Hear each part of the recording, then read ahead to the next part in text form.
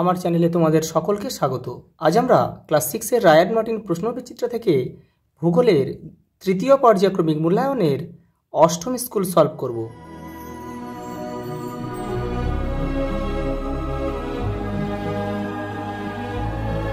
দেখো প্রথম প্রশ্ন কি দিয়েছে, দেখো প্রদত্ত ভারতের রেখা মানচিত্রে বিষয়গুলি উপযুক্ত প্রতীক ও নাম সহ চিহ্নিত করো।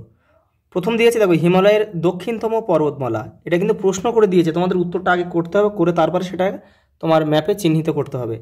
তাহলে হিমালয়ের দক্ষিণতম পর্বতমালা হচ্ছে শিবালিক। শিবালিক। পরেরটা দেখো দক্ষিণ ভারতের দীর্ঘতম নদী হচ্ছে গোদাবরী। গোদাবরী। পরেরটা দেখো মালাবার উপকূল ক্রান্তীয় অতি আর্দ্র জলবায়ু আর উপকূলীয় ম্যানগ্রোভ অরণ্য হচ্ছে আমাদের সুন্দরবন। সুন্দরবন। দেখে নাও, এই যে দেখো 8 নম্বর স্কুল, দেখো পেজ হচ্ছে 317।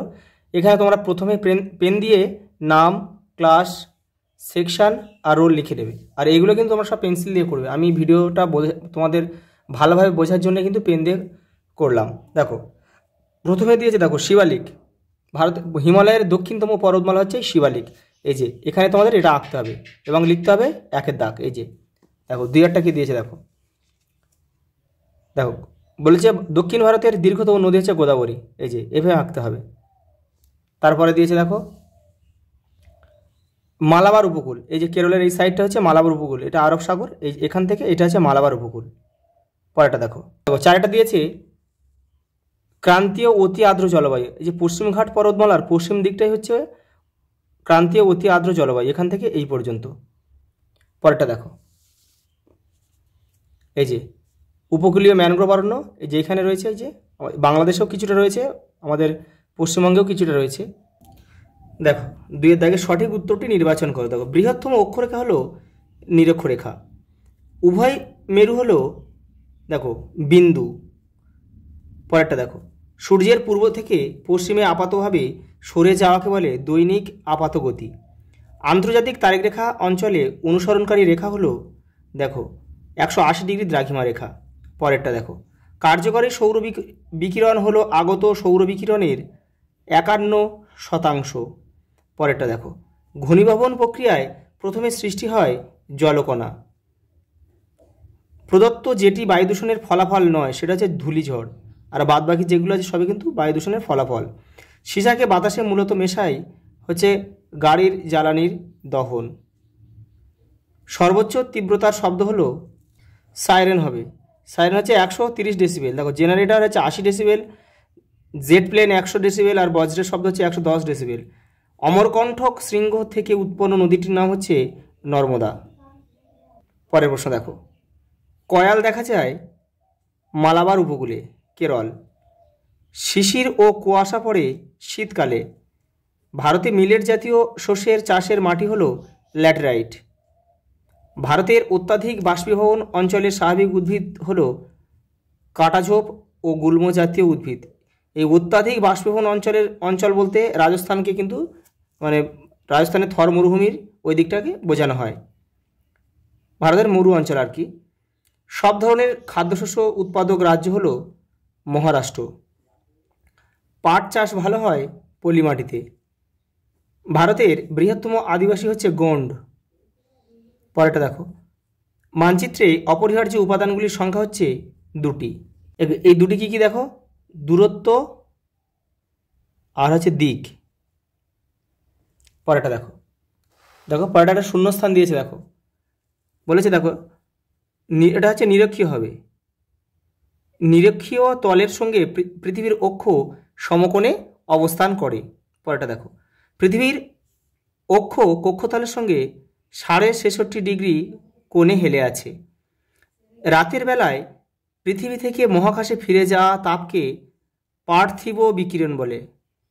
পার্থিব বিকিরণ বলে।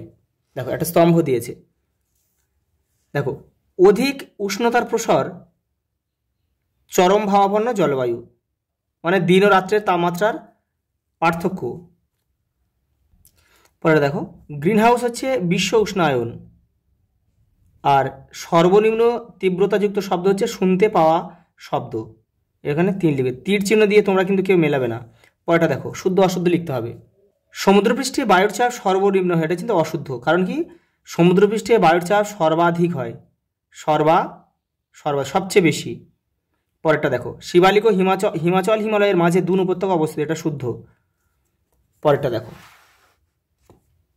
পশ্চিমের মরু অঞ্চলে নদীগুলি সমুদ্রে পৌঁছায় না, এটা শুদ্ধ।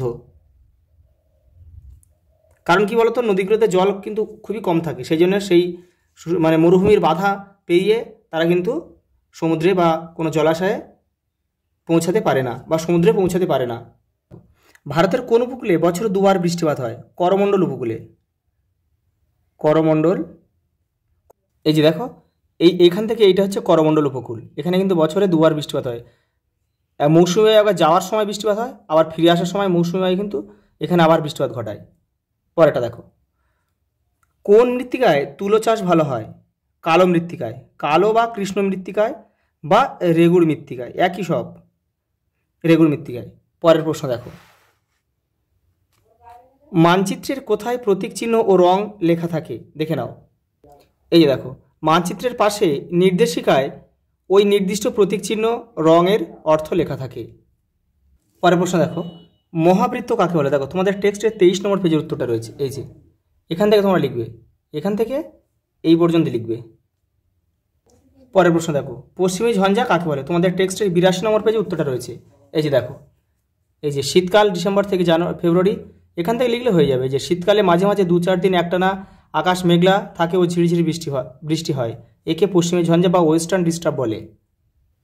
পরেরটা দেখো, শব্দ দূষণ রোধ করার দুটি পদ্ধতি উল্লেখ করো। তোমাদের টেক্সটের 64 নম্বর পেজে উত্তরটা, এই যে দেখো, শব্দ দূষণ নিয়ন্ত্রণ, এখান থেকে অনেকগুলো রয়েছে, এখান থেকে তোমরা যেহেতু 2 নম্বরে, এখান থেকে 2 থেকে 3টে করবে। পরের প্রশ্ন দেখো, আদিবাসী বলতে কাদের বোঝায়? দেখো তোমাদের টেক্সটের 99 নম্বর পেজে উত্তরটা রয়েছে, এই যে এখান থেকে এটা পুরোটা লিখতে হবে। পরের প্রশ্ন দেখো, অক্ষরেখা ও দ্রাঘিমা রেখার 3টি পার্থক্য লেখো, দেখে নাও। এই যে এখান থেকে তোমরা করে নেবে, এটা তোমাদের বইয়ে কিন্তু এতটা ভালোভাবে দেওয়া নেই, সেই জন্য আমি কিন্তু অন্য একটা বই থেকে দিয়েছি, তোমরা এখান থেকে কিন্তু এটা ভালো করে লিখে নেবে। পরেরটা দেখো, স্থানীয় সময় ও প্রমাণ সময় কাকে বলে? দেখো তোমাদের টেক্সটের 29 নম্বর পেজে উত্তরটা রয়েছে, এই যে দেখো, এই যে মধ্যাহ্ন বা দুপুর 12টা থেকে যে সময় গণনা করা হয় তা হলো কোনো স্থানে স্থানীয় সময়, এটা স্থানীয় সময় লিখবে। আর এখান থেকে এই পর্যন্ত লিখবে তোমার প্রমাণ সময়। পরের প্রশ্ন দেখো, মেঘাচ্ছন্নতা আবহাওয়া মানচিত্রে কিভাবে দেখানো হয়? দেখো এটা তোমাদের টেক্সটের 49 নম্বর পেজে উত্তরটা রয়েছে, এই যে এই ছবিগুলো এঁকে এগুলো লিখলেই হয়ে যাবে। পরের প্রশ্ন দেখো, স্কেলের ভিত্তিতে মানচিত্রের উদাহরণসহ শ্রেণী বিভাগ করে। দেখো তোমাদের টেক্সটের 106 নম্বর পেজে উত্তরটা রয়েছে, এই যে এটা লিখতে হবে যে ছোট স্কেল মানচিত্র, আর এখানে রয়েছে দেখো বড় স্কেল মানচিত্র, এটা পুরোটা কিন্তু সুন্দর করে লিখবে। পরের প্রশ্ন দেখো, বায়ুমণ্ডল উত্তপ্ত হওয়ার পদ্ধতিগুলি বিবরণ দাও। আর সঙ্গে রয়েছে উষ্ণতার প্রসার কাকে বলে? দেখো 46 আর 47 নম্বর পেজে উত্তরটা রয়েছে, দেখে নাও। এই যে দেখো, আমাদের চারপাশে বায়ুমণ্ডল কত রকমভাবে উত্তপ্ত হয়, এই যে বিকিরণ পদ্ধতি, এপারে রয়েছে পরিবহন পদ্ধতি, সঙ্গে এপারে রয়েছে দেখো এই পরিচলন পদ্ধতি। আর এই যে দেখো, সঙ্গে আরেকটা প্রশ্ন ছিল যে উষ্ণতার প্রসার কাকে বলে, এখান থেকে এই পর্যন্ত লিখে দেবে। পরের প্রশ্ন দেখো, ভূপ্রাকৃতিক বৈচিত্র্যতা অনুসারে ভারতের ভূপ্রাকৃতিক শ্রেণী বিভাগ করো, যে কোনো একটি বিভাগের বৈশিষ্ট্য লেখো। দেখো এটা তোমাদের 69 নম্বর পেজে রয়েছে, এই যে দেখো, ভূপ্রাকৃতিক বৈচিত্র্য অনুসারে ভারতকে সাধারণত 5টি ভাগে ভাগ করা যায়, এই যে 1, 2, 3, 4, 5, যে কোনো একটা ভাগ তোমার লিখবে, যে ছোটো ভাগ তোমার লেখার চেষ্টা করবে। এই যে পশ্চিমের মরু অঞ্চলটা একটু ছোটো আছে এবং সহজ আছে, এটা তোমরা লিখবে, দেখে নাও। এই যে দেখো, পশ্চিমের মরু অঞ্চল, এখান থেকে পড়ে তোমরা এটা লিখে নেবে, খুব ছোটো আছে এটা। দেখো পরের প্রশ্ন দেখো, ভারতের জলবায়ুতে ঋতুগুলির বৈশিষ্ট্য লেখো। দেখো 80, 81, 82 নম্বর পেজে কিন্তু উত্তরগুলো রয়েছে, এখানে তোমরা পড়ে ছোটো করে লিখবে, দেখে নাও। এই যে দেখো, ভারতের জলবায়ুতে মৌসুমী বায়ুর প্রভাব, ঋতু বৈচিত্র্য। দেখো গরমকাল, এই গরমকালে এখান থেকে তোমরা অল্প একটু লিখবে।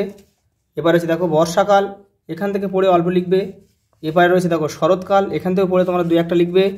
আর এবারে রয়েছে একটা দেখো, এই দেখো শীতকাল রয়েছে, এখান থেকে পড়ে তোমরা 2-1টা পয়েন্ট লিখলেই কিন্তু হয়ে যাবে। পরের প্রশ্ন দেখো, ভারতের মৃত্তিকার শ্রেণী বিভাগ করো, যে কোনো 2টি মৃত্তিকার সংক্ষিপ্ত বিবরণ দাও। দেখো তোমাদের টেক্সটের 84 নম্বর পেজে উত্তরটা রয়েছে, এই যে দেখো 84 নম্বর পেজে উত্তরটা রয়েছে। দেখো পলি মাটি, কালো মাটি, প্রায় 6 রকমের মাটি এখানে রয়েছে, এখান থেকে তোমরা এটা নাম করা লিখবে, আর যে কোনো দুই প্রকার মাটি সম্বন্ধে তোমরা আলোচনা করবে। পলি মাটি আর কালো মাটি করলেই তোমরা প্রথমের দিকে করবে, হয়ে যাবে।